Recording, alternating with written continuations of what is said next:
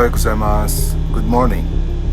Today we are riding toward the destination of next Japanology video. It is still in Tokyo. Soon we'll explore other places. It's just that the gas prices are through the roof now. The highest prices in Japanese history. Of course, we know the reason. It's all down to the Strait of Hormuz situation. Even with the government help, we are paying around 170 yen per liter of gas. I wonder, what are you guys paying where you live? Let me know in the comments.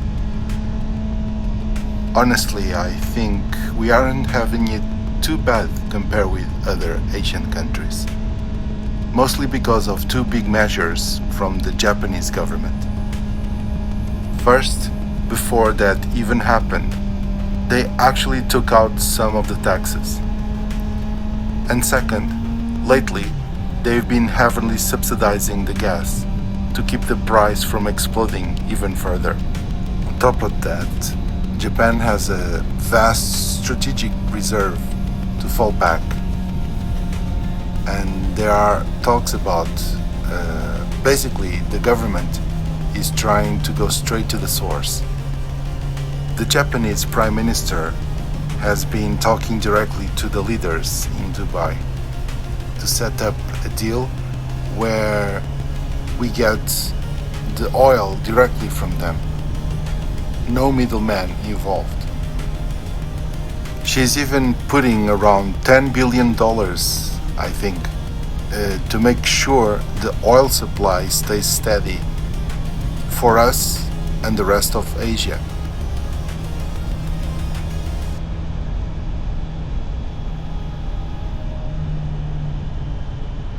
Tokyo is incredibly multi-layered. I couldn't navigate here without my iPhone. Even with that, it's usually easy to get mistaken. If that happens, be it in Tokyo or anywhere else, don't panic, don't make anything rushed, just wait until the next exit and get out safely. Better that than have an accident, or cause one, don't you think? Sorry, this is kind of a mental note to myself. Beautiful, warm weather today. Man, I love riding my bike, but I definitely don't love filling it up with these prices. Let's hope things will get better. If this gets any worse, maybe it's time to trade my Honda for my Panasonic electrical bike, a Mamachari, and just continue the channel with that. I'm just kidding. Well, I don't know. Maybe you wouldn't mind actually. Let me know below.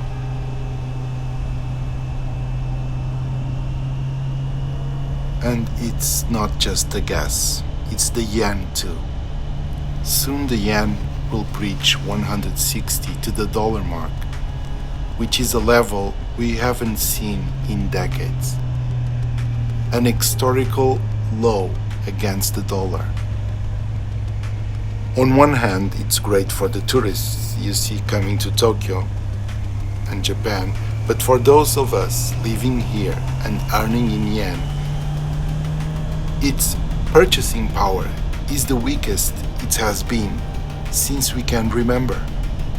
Actually, I heard that it's cheaper for an American to fly here and go Disney in Tokyo than going to Florida. In turn, this creates another problem. The Japanese want to at least enjoy and travel in their own country, as they can't afford going overseas. But their country is full of tourists who raise the prices of everything, so they can't even enjoy vacation on their own country. This creates a lot of friction And who do you think ends up being a target of all this? Well, anyway, there's not much we can do about it, so let's change the topic to a lighter one. I went to see the Project Hail Mary in IMAX. I was waiting for it for quite some time. I knew about the movie being done after I finished hearing the book. Ryan Gosling was working on it. Probably he read the book and found it like I did. Great. It's from Andy Weir, the same author of the book The Martian, which I also loved. Funny enough, he's a software engineer who also worked at Blizzard. He started writing books instead of code. I remember being excited to go shower every day, as that was the time I used to hear a bit of the book. I think you get much more details from the book, of course. Also, the marketing team for this movie just revealed too much, I think. Every small discovery in the book was so great. Project Hail Mary invokes that good feeling about being human and the future of humanity. Last time we talked about Artemis 2 lunar mission, it's kind of the same vibe. I highly recommend the movie and the book, of course. One of my favorites this year so far. Although I loved the movie, it had lesser impact than the book for me. Of course, because I heard the story in the book first. I always have this problem. For example, I'm watching Invincible and Frieren, the anime, without ever reading the comic books and the manga. I never know what is the best to read first or watch first.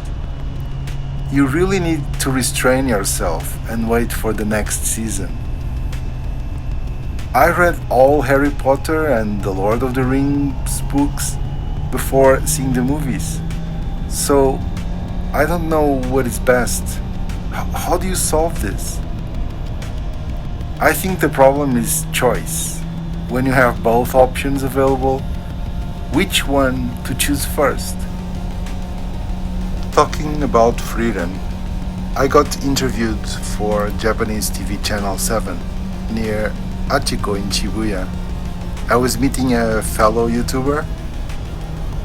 One of the questions, besides where I was from and my favorite Japanese food, was that my favorite anime, and I said Frieren.